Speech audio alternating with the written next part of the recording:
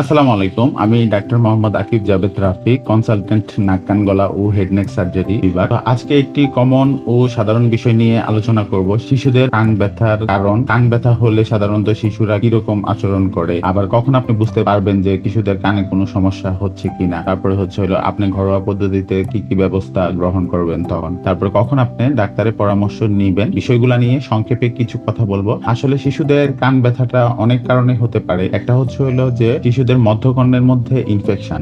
এটা সাধারণত সচরাচর শিশুদের হয়ে থাকে। শিশুদের সাধারণত আপার রেসপিরেটরি ট্র্যাক্ট ইনফেকশনটা খুব বেশি হয়ে থাকে। তখন এই রেসপিরেটরি ট্র্যাক্ট ইনফেকশনের কারণে দেখা যায় যে কান ব্যথাও হতে পারে। তাছাড়া দেখা যায় যে অনেক শিশুদের সর্দি ঠান্ডা লেগে আছে, নাক বন্ধ আছে, নাক দিয়ে পানি পড়তেছে, এরকম সমস্যা হচ্ছে। সাথে সাথে দেখা যায় যে অনেক সময় দেখা যায় কানের ব্যথাও শুরু হচ্ছে। তো এটা সাধারণত দেখা যায় বেশিরভাগ ক্ষেত্রে আমরা দেখি যে মধ্যকর্ণের মধ্যে ইনফেকশন হচ্ছে, একিউট অটাইটিস মিডিয়া, যেটাকে আমরা মেডিকেল টার্মে বলে থাকি একিউট অটাইটিস মিডিয়া। তো এই কারণে দেখা যায় যে অনেক সময় শিশুদের কান ব্যথা হয়ে থাকে। দেখা যায় যে কানের যে বাইরের অংশ, এটাতে অটাইটিস এক্সটার্নার কারণে অনেক সময় দেখা যায় যে গোসলের সময় পানি ঢুকলো অথবা কানে পানির কোনো একটা প্রেসার লাগলো তার কানের মধ্যে, তো ওই অটাইটিস এক্সটার্নার কারণেও দেখা যায় যে অনেক সময় কান ব্যথা হয়ে থাকে। আবার অনেক সময় দেখা যায় যে এই অটাইটিস এক্সটার্নারটা অনেক সময় শিশুদের কানের ময়লা যদি বাসায় দেখা যায় যে কেউ পরিষ্কার করতে যায়, পরিষ্কার করার কারণে দেখা যায় যে অনেক সময় দেখা যায় কানের যে বাইরের অংশটা ফুলে আছে, তারপরে যে কানের যে ক্যানেলটা অনেকটা ন্যারো হয়ে যায়। হ্যাঁ, তো এই কারণে অনেক সময় দেখা যায় যে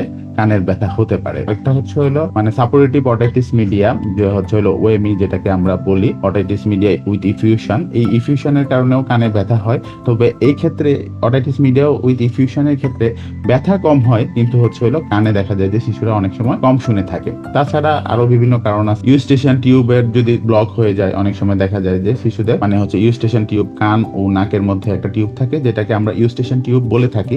এই টিউবটা যদি অনেক সময় ব্লক হয়ে যায়, সেক্ষেত্রে হলো কানের ব্যথা হতে পারে। এটাও সাধারণত কখন ব্লক হয়, অনেক সময় প্রেসারের তারতম্যের কারণে, অথবা হলো যদি কেউ বিমানে চড়ে, তখন দেখা যায় যে এই ইউস্টেশন টিউবটা ব্লক হতে পারে।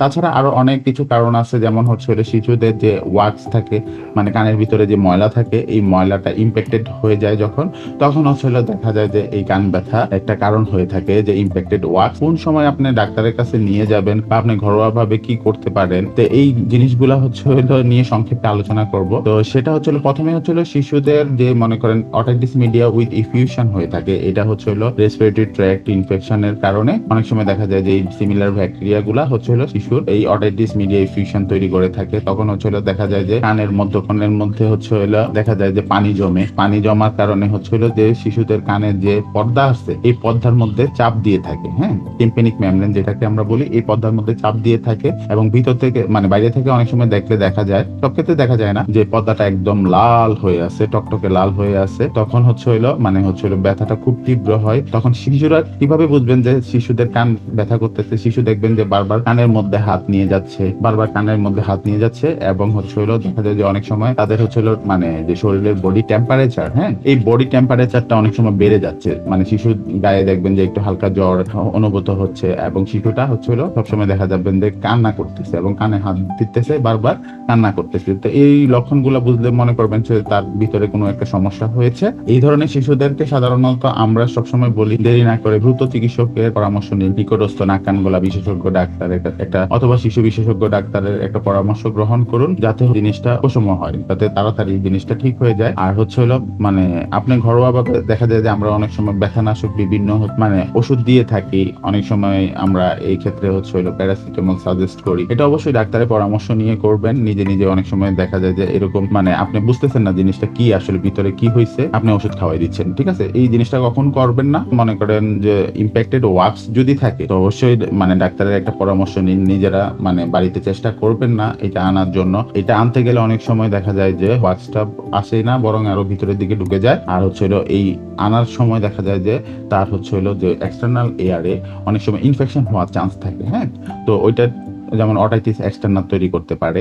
ইউস্টেশন টিউব ব্লকেজের যদি কোনো সমস্যা হয়, কানে ব্যথা, কানে চাপ অনুভব করে, তখন সাধারণত দেখা যায় যে আমরা বিভিন্ন ধরনের নেজাল ডিকনজেস্টেড ইউজ করি, যে নাকের ড্রপ ইউজ করি, যাতে ইউস্টেশন টিউবটা খুলে যায়। তো ইউস্টেশন টিউবটা খুললে যখন প্রেসারটা আস্তে আস্তে ঠিক হয়ে যায়, বাইরের প্রেসারের সাথে ইকুয়াল হয়ে যায়, তখন হলো দেখা যায় যে এই ইউস্টেশন টিউবের ডিসফাংশনটা অনেক সময় কমে যায়। আবার অনেকে দেখা যাচ্ছে যে আমরা কান ব্যথা হচ্ছে, খুব বেশি উদ্গ্রীব হয়ে যাচ্ছেন, উদ্গ্রীব না হয়ে প্রয়োজন মতো ব্রেস্ট ফিডিং করান, অনেকে আছে ছোট বাচ্চাদের কানে ব্যথা হলে ব্রেস্ট ফিডিং করান। ফিডিং করাটাও কিন্তু এক ধরনের ব্যায়াম। মনে করেন এটা শিশু যখন ব্রেস্ট ফিডিং করে তখন সাধারণত ইউস্টেশন টিউব গুলা দেখা যায় যে ওইখানে প্রেসারের তারতম্য হয় এবং এটা মুখটা খোলার একটা চান্স থাকে। তাছাড়াও দেখা যায় যে বিভিন্ন হলো ধুলাবালি এগুলা থেকে এড়িয়ে চলবেন, ধোয়া, স্মোক এগুলা থেকে শিশুকে দূরে রাখবেন এবং শিশুর যত্ন নেবেন এবং মানে পরিমাণ মতো শিশুকে পানি খেতে দিবেন। পরিমাণ মতো পানি খেতে দিলে এগুলা অনেকটা কমে যায়। তো আরেকটা জিনিস হলো আপনি যখন বুঝতেছেন না শিশুর মানে একিউট সাপোরেটিভ অটাইটিস মিডিয়া হইছে, হঠাৎ করে দেখা যায় যে কানে ব্যথা করতেছে, হঠাৎ করে কান দিয়ে